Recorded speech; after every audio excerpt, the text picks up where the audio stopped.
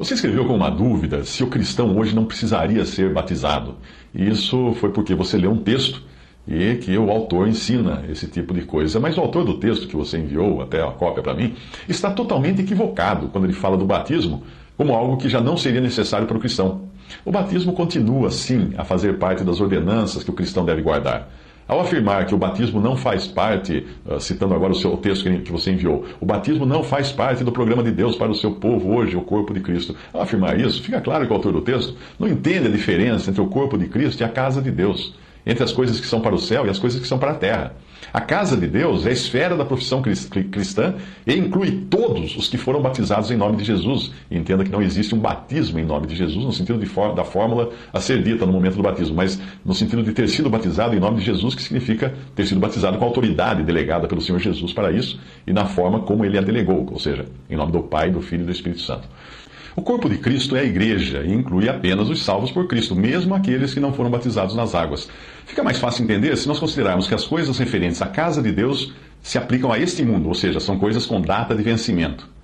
Quando a igreja sair da terra, ela não vai ter a casa de Deus no sentido que é hoje. Mas as coisas referentes ao corpo de Cristo, elas têm um caráter eterno. Porque o corpo de Cristo é a igreja subirá ao céu. Ao crer em Jesus e ser selado com o Espírito Santo de Deus, a pessoa passa a fazer parte do corpo de Cristo.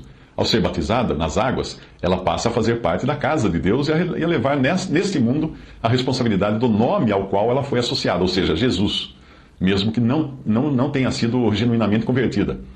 Tendo em mente a diferença entre a casa de Deus e o corpo de Cristo, eu vou aproveitar um texto sobre o batismo que eu traduzi do Morris New and Concise Bible Dictionary.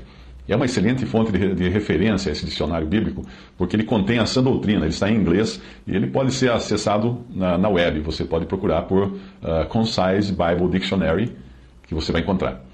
Vamos às definições que ele traz. Batismo. A palavra batismo vem do grego e significa mergulhar, lavar, etc. A ordenança do batismo, então. Batismo no judaísmo, em Hebreus 6, versículo 2, os cristãos hebreus foram exortados a deixar a doutrina de batismos, porque era a doutrina de batismos do judaísmo. Em Hebreus 9, 10, nós lemos de várias abluções ou purificações, isso seguido depois de impostas até o tempo da correção, época que é identificada com a frase vindo Cristo, que segue a seguir no texto, que vem a seguir no texto.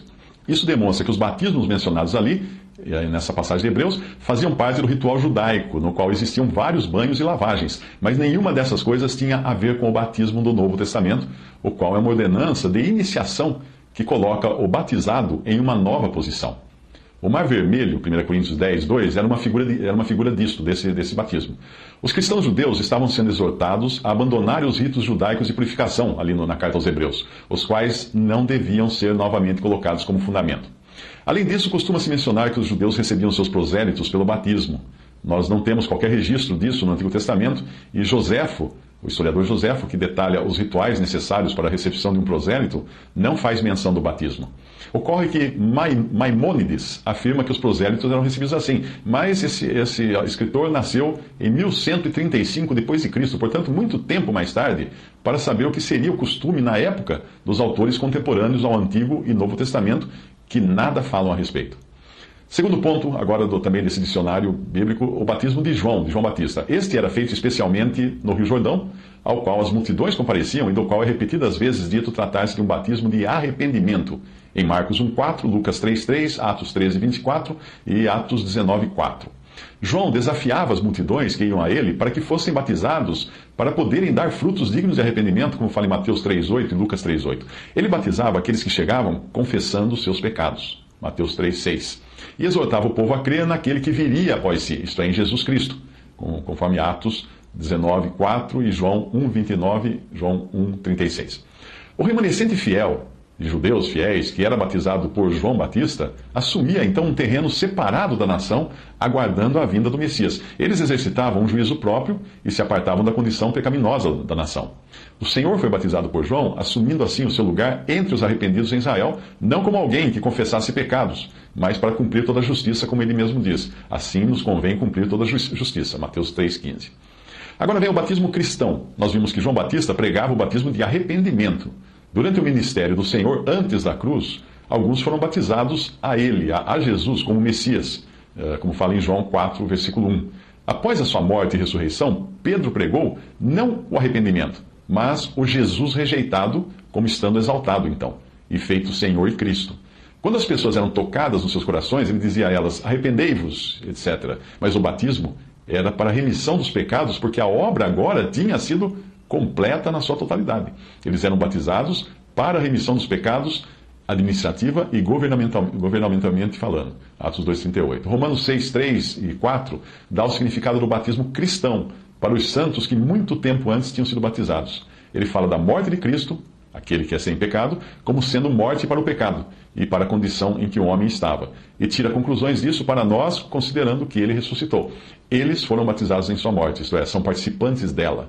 Eles estão vivos para Deus em Cristo ressuscitado, e consequentemente também vivos para Ele ressuscitado e não para a lei. E por isso o pecado não devia mais reinar, mas nesses versículos não aparece a ressurreição com Ele.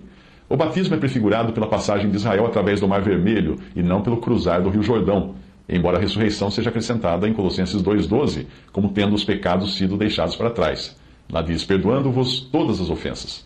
Trata-se de algo individual e da recepção da pessoa à profissão cristã. Um só Senhor, uma só fé, um só batismo. Em Colossenses, o significado do batismo é mais aprofundado do que em Romanos, mas ele está sempre conectado a um status aqui na terra, e não com os privilégios celestiais. Nesse sentido, o batismo salva. Como fala em 1 Pedro 3,21. Somos por ele purificados de nossos pecados, como fala em Atos 22,16. Passamos pela morte através dele, do batismo, em Colossenses, e também em Colossenses 2,12. É acrescentado que ressuscitamos nele. Portanto, algo também individual. A igreja, como tal, nunca passou pela morte, estando a sua própria origem na ressurreição de Cristo. Colossenses 1,18 trata-se do primogênito na nova criação. Fica claro que o batismo, apesar de, em um certo sentido, colocar o batizado em um status de ressurreição, tendo em Cristo nossa vida, nunca nos tira da terra, mas nos coloca sob a responsabilidade cristã, enquanto estamos aqui no mundo, em conformidade com a novidade de vida, ou em novidade de vida.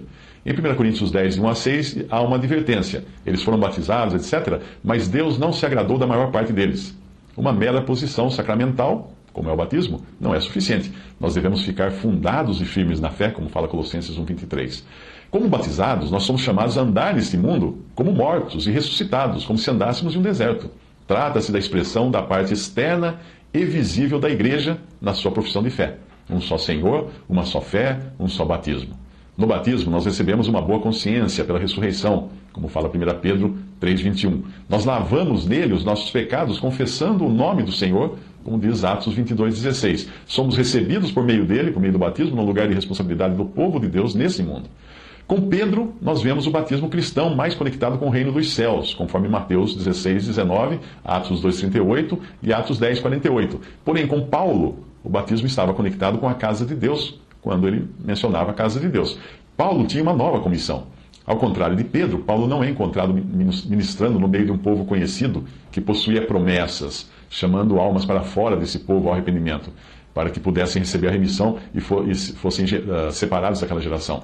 Paulo, por sua vez, assume o homem como homem, sem desconsiderar os judeus, e o leva à presença de Deus na luz. Para os gentios, tratava-se de uma condição completamente nova de ressurreição, mesmo no que diz respeito ao testemunho, e não meramente de uma boa consciência através da ressurreição. E o batismo, que concede um status fundamentado na ressurreição, enquanto ainda neste mundo, não faz parte do testemunho de Paulo, exceto no que diz respeito à comissão dada em João 20, 21 a 23. E o próprio Paulo nos diz que ele não foi enviado a batizar. A fé enxerga que quando Deus introduz alguém nos privilégios desta terra, ele não separa a família dessa pessoa. Por exemplo, Gênesis 7:1 e outras passagens mostram isso. No cristianismo, isso tem o seu lugar e nós vemos que famílias foram batizadas por Paulo.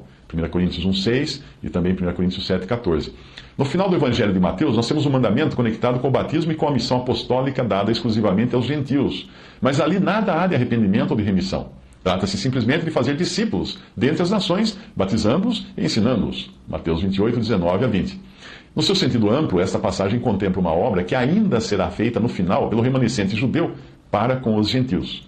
O batismo cristão agora é tanto para judeus como para gentios, para que por meio dele eles deixem a posição que ora ocupam e, estando ligados à morte de Cristo, sejam introduzidos na profissão cristã, deixando para trás aquelas distinções de gregos, de judeus e gentios.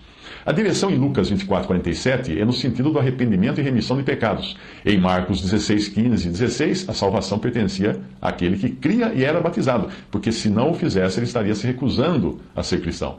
As Escrituras não nos dão um ensino definitivo quanto ao modo do batismo, já que o foco é a que os que recebiam o batismo estariam sendo ligados pelo mesmo batismo. Atos 19:3. A ideia está mais para a palavra lavar, como ocorria com os sacerdotes da antiguidade, em Êxodo 29:4, do que com a palavra aspergir, como acontecia com os levitas em Números 8:7. Quanto à fórmula utilizada, alguns supõem que, por lermos em Atos que as pessoas eram batizadas em nome do Senhor Jesus, a instrução dada em Mateus 28:19 para batizar em nome do Pai, do Filho e do Espírito Santo tivesse sido mudada. Mas isso não tem fundamento, pois o batismo é sempre a alguém ou a alguma coisa. Os discípulos encontrados em Éfeso haviam sido batizados ao batismo de João, Atos 19:3. Os israelitas tinham sido batizados a Moisés. E aqueles batizados em Atos foram batizados ao nome do Senhor Jesus como Salvador e como Senhor. Portanto, não existe motivo para isto não combinar com as palavras encontradas em Mateus e uma pessoa batizada em nome do Senhor Jesus para o nome do Pai, do Filho e do Espírito Santo. Em Atos 2:38 e Atos 10:48 existe uma diferença aí no grego e também em outras passagens, mas o sentido é esse. Isso foi traduzido do Concise Bible Dictionary.